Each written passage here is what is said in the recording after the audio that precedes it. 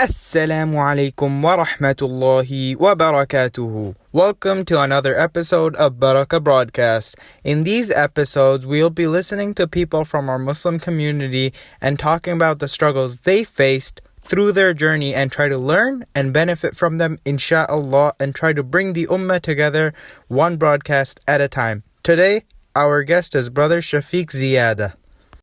AsSalamu Alykum, Brother Shafiq. How are you doing today? Wa alaikum assalam wa rahmatullahi wa barakatuhu, Mr. Muneeb. I am excellent. Alhamdulillah. How are you? I'm good, alhamdulillah. Jazakallah khairan for joining us today.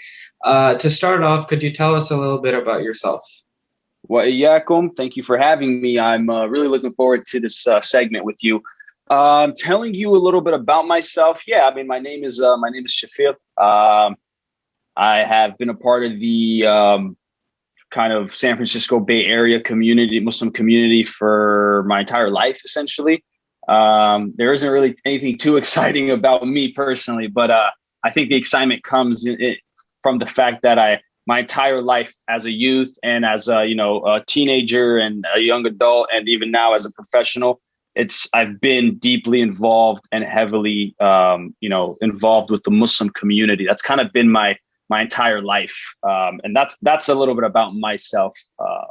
Not too exciting, but yeah, just been a part of this community. I love it. And that's all I know. And that's all I do. So you said you've been part of the San Francisco Bay Area Muslim community your whole life. You've seen how it's grown. Yeah. What were some things that you were a part of and you went through with them?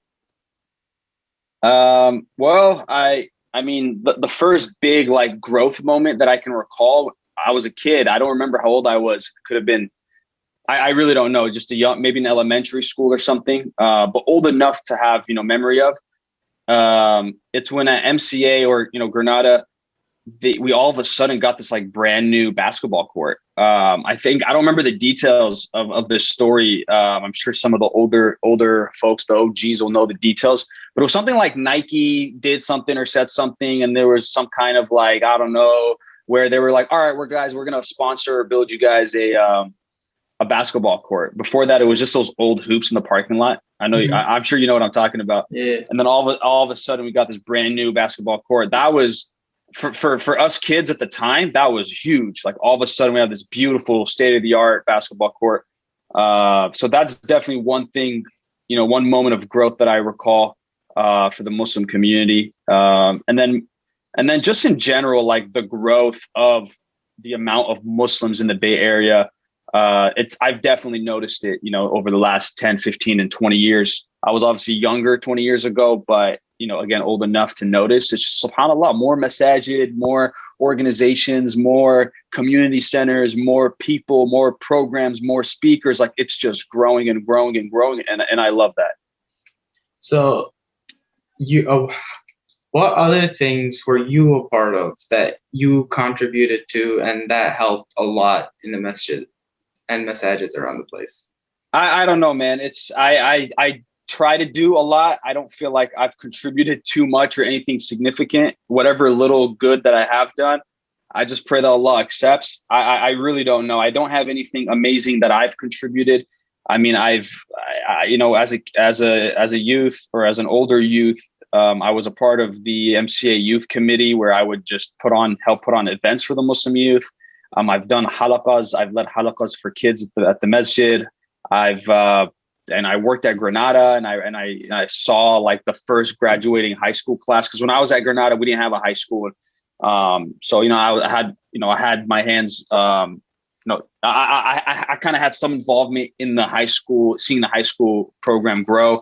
But I wouldn't credit myself to any one particular growth moment for the Muslim community. I'm just a simple guy, man. I don't have any crazy accomplishments or accolades or notable moments, but I do appreciate the question. It might be a little too big for me to answer. So you mentioned that you did halaqas and you also worked in Granada and you've done other stuff. What were struggles doing all of those things?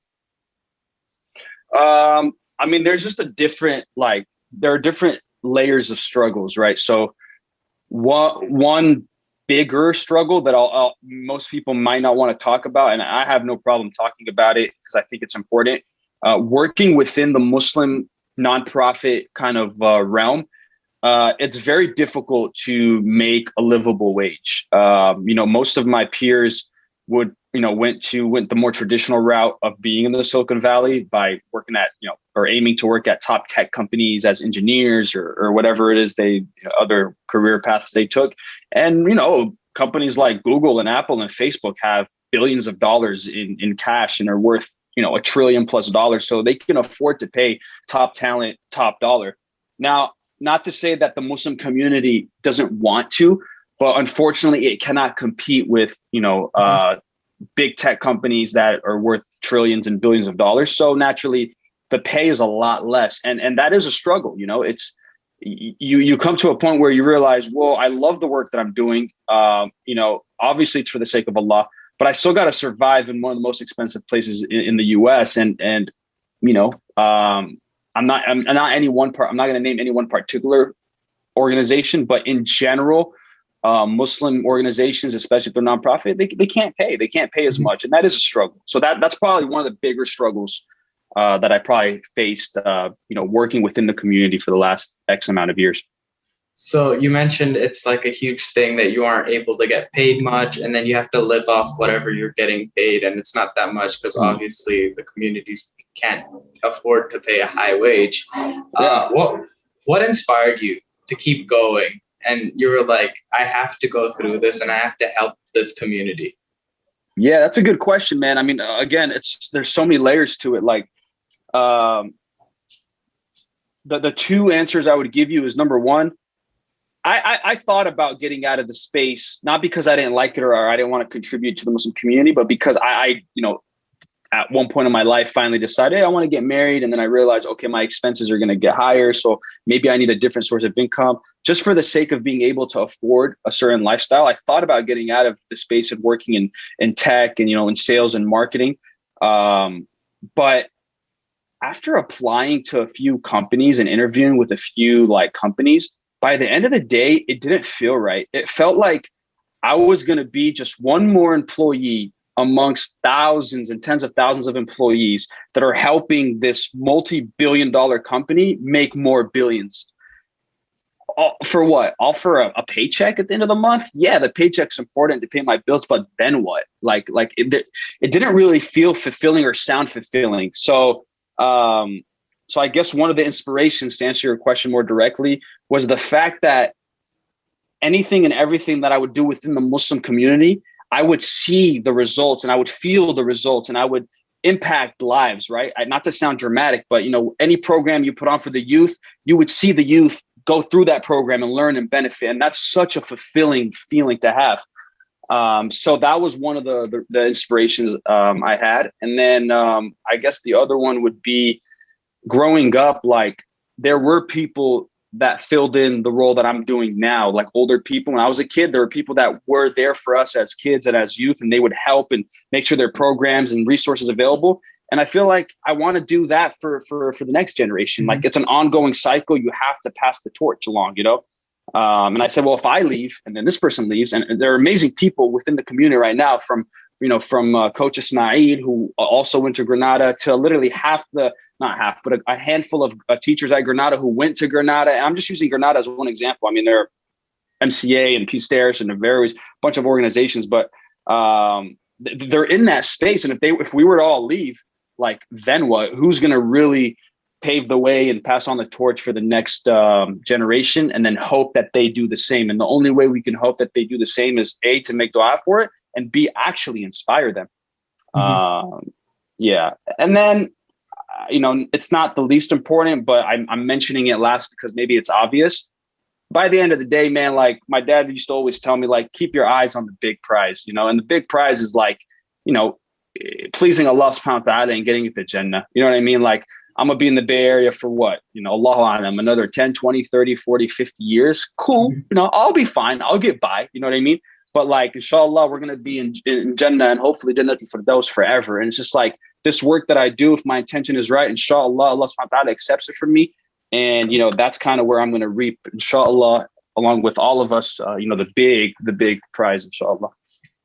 You mentioned in the beginning that you actually thought about leaving the community and joining a corporation. And then what was like another thing that was like, no, I have to stay with the community. I have to contribute to them. Yeah. So it's like interviewing with just like different managers and like VPs and just different like people in that organization. I'm telling you, Muneeb, like it didn't feel like organic or authentic or genuine. I'm not used to that. It just felt like another manager who's doing another interview because he needs to fill in a role on this team because the team needs to pull more weight. And I'm just like, cool, but like there wasn't really much of a human connection by the end of it, right? And I didn't like that because when I work with the community, it's a close-knit community. There's a sense of brotherhood. There's a sense of sisterhood. There's a sense of like working together on a bigger mission. Like I'll tell you something, like when my grandfather 3 years ago got really sick and he passed away, Allah yarhamah, I was working at Granada, right? Like Granada didn't care anymore about me not being at work. They said, dude, go be with your grandfather. Like take that time, be with him. And not to say like other companies won't have some sympathy or whatever, but with Granada, it felt more than sympathy. It felt like genuine care. Like my grandfather to them was also their grandfather, right? In their eyes. And they said, so it's that element of a human connection. And as cliche as it sounds, it feels like a family, you know? Sometimes it's a little dysfunctional, but all families have their flaws, right? And their issues. But yeah, so interviewing at these companies, I don't know. I'm not saying all tech companies don't have a sense of family. I'm sure some of them have amazing staff culture and stuff, but still, you know, staff culture amongst 10, 20, 30, 40, 50,000 employees is different than staff culture within a handful, couple hundred, couple thousand people that kind of get it, that get that big picture, eyes on the prize type thing. So to end off, could you give a message to the youth as you've worked with them continuously and you still do? What is something that you've seen in the youth and you want them to like go through their struggles? What is something you could say to them? Well, I'll say something based on my actual experience. Like, I don't know, you know, what the youth need to hear now, but as a youth, this is what I needed to hear. And this is what I did hear. And this is what kind of helped me shape my, my route and make good decisions. Whatever it is that you're interested in as a youth in America, go do it. But remember that you're Muslim first, and then you're a podcast interviewer, and then you're an engineer, and then you're an athlete, and then you're whatever you want to be, whatever you like, right? And that's what like the OGs told me, like Amir Abdul Malik, right? May Allah bless him. Like, he was such a cool dude, but he was Muslim first before he was whatever he, you know, a leader and a speaker. You know, people like back in the day. I mean, I'm gonna throw out some names like Bilal al-Saqa and people like you know, Abdullah Murad and Sajid Khan. And these are all names that if you look these people up on Facebook or Instagram or whatever, you'll find these people. And they were just so cool, but they were Muslim first and they were proud of it and they were very clear about it. So that's what I would tell the youth, like, go do whatever you want, but remember you're Muslim first. Like, start your own podcast channel. That's great. But remember that you're Muslim first, and don't get, don't feel like being Muslim is a setback. It's actually, you know, it's not a disadvantage. It's an amazing advantage. Utilize it and run with it. Just stay within the parameters and boundaries of what's halal. That's what I would tell the youth. Do whatever you want. And I mean that, bro, like whatever you want within, again, the realm of halal.